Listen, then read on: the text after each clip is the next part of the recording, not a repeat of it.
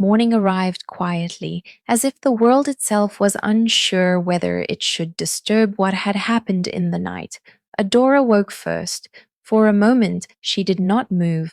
The weight of Bernard's arm lay heavy across her waist, warm and real, anchoring her to the present. Her heart began to race as memory returned, not in sharp fragments, but in a soft, aching wave. The closeness. The way his breath had slowed against her neck, the unspoken surrender. She slipped from the bed carefully, wrapping her thin cloth around herself. Bernard slept deeply, his face peaceful for the first time in days. She studied him, wondering how something that felt so forbidden could also feel so right. Was it a mistake, or the beginning of something neither of them had planned? She returned to her room before dawn touched the hills. Bernard woke hours later with a pounding head and a hollow ache in his chest. The events of the night came back to him slowly, painfully. He sat up, staring at the empty space beside him, guilt and longing warring within him. He had crossed a line, yet for the first time since his marriage, his heart felt honest. He dressed quietly and went looking for Adora. She was in the courtyard sweeping fallen leaves. When she saw him, she froze, her hands tightening around the broom. "Adora," he said softly. She did not look up. "Last night should not have happened." His chest tightened. "I won't pretend it didn't." Silence stretched between them. "I never wanted to hurt you," he continued. "Not you, not anyone. But what I feel, what happened, it wasn't born from drink alone." She finally met his eyes. Fear flickered there, but so did something else. Hope, fragile and dangerous. "What happens now?" she asked. Before he could answer, footsteps echoed from the path beyond the courtyard. Bernard's mother appeared, her sharp eyes sweeping over them. Her gaze lingered too long on Adora, on the way she stood straighter, calmer, changed. "You," she said to Adora, "get ready. We are going to the village healer." Adora's breath caught. The healer's hut stood at the edge of the forest, half swallowed by vines and silence. The air inside was thick with smoke and herbs. The old woman studied Adora without flinching, her eyes clouded but knowing. "This curse," the healer said slowly, "is not one of the body alone." Bernard leaned forward. "Can you lift it?" The healer smiled faintly. "Curses born of balance demand truth.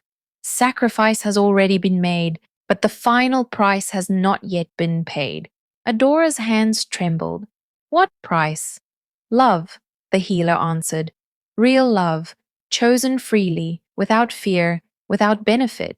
Bernard felt something settle heavily in his chest. "And if that love is denied?" he asked. "Then the curse will deepen," the healer said, "and what remains will rot, not just the flesh, but the heart." They returned home in silence. That night, Bernard stood outside Adora's door, his fist raised but unmoving. Inside, Adora sat awake, listening to her own breathing, her heart aching with everything she dared not hope for. Beyond the walls of the village, Monica watched from the shadows, and she was not ready to let go. Monica had not slept. From the shadows beyond the village fence, she watched Bernard's house as dawn bled slowly into the sky. Every movement, every sound felt like a betrayal scratching at her skin. She had seen Adora return to her room before sunrise. She had seen Bernard stand in the courtyard long after, unmoving, as though something inside him had shifted. And Monica understood then she was losing him. By midday, the village was alive with whispers. "They went to the healer," one woman murmured at the stream. "A curse," said another. "That marriage was never meant to last." Monica smiled when she heard that word. Curse. She knew something about curses. That evening, she went to Bernard's house openly, her head held high, her beauty impossible to ignore. She wore a dress the color of ripe wine, her hair perfumed with roses. The women who passed her stared, some with envy, others with recognition. Adora was in the kitchen when Monica entered. For a moment, neither woman spoke. Monica's gaze swept over her slowly, lingering on her skin, her posture, her quiet strength. So, she said softly, this is what he chose. Adora set the pot down carefully. He chose his wife. Monica laughed, light and cruel. Men like Bernard do not choose wives. They choose convenience. She stepped closer. Tell me, did he touch you? Or did you simply warm his bed while he dreamed of me? The words struck like a blade. Before Adora could answer, Bernard appeared in the doorway. Enough, he said sharply. You should not be here. Monica turned to him, hurt flashing across her face before hardening into fury. I came for the truth. After all these years, I deserve that. You had it, Bernard replied, and I ended it. Her eyes filled, but her voice remained steady. You ended me. She stepped closer, lowering her voice. Do you know what she really is, Bernard? Adora stiffened. Monica smiled. Ask her about the deal. Ask her what she traded to wear your name. Bernard's gaze flicked to Adora, confusion cutting deep. What is she talking about? Adora's throat tightened. This was the truth she had buried, the truth her mother had begged her never to speak aloud.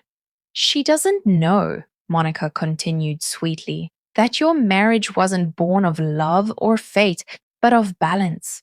Wealth exchanged for decay, beauty for land. Bernard took a step back. Adora! Tears welled in her eyes. I never lied to hurt you. Monica leaned in, whispering poison into the silence. Ask her what happens when the balance breaks. Bernard's voice was barely a whisper. Is it true? Adora nodded. I was cursed so my family could survive. The marriage was meant to undo it, but only if love followed. Monica laughed then, sharp and victorious.